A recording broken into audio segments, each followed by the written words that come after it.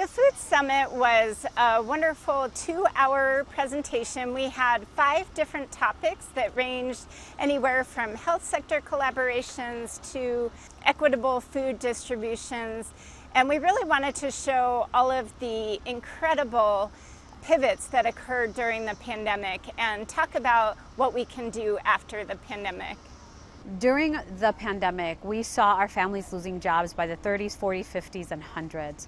In order to meet the needs of the community, what Comunidad did was we shifted completely. We typically have mentoring, literacy programming, community engagement programming.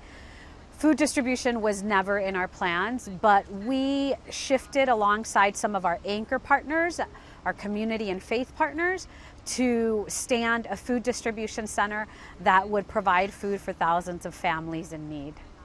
The many different ways that organizations and government and nonprofits and faith communities, as well as the schools, came together to really think of creative solutions to food access. So we were able to partner with Fairfax County as well as nonprofit partners to provide food for 250 families that were in need during this time.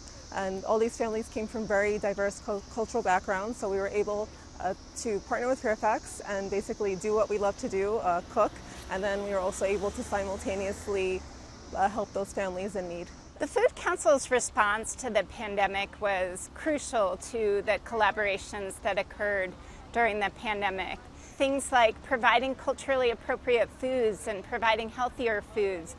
These are all things we've been talking about for some time, but we really saw in the last 14 months an expedited process of bringing these types of new models of distribution to the families that we serve.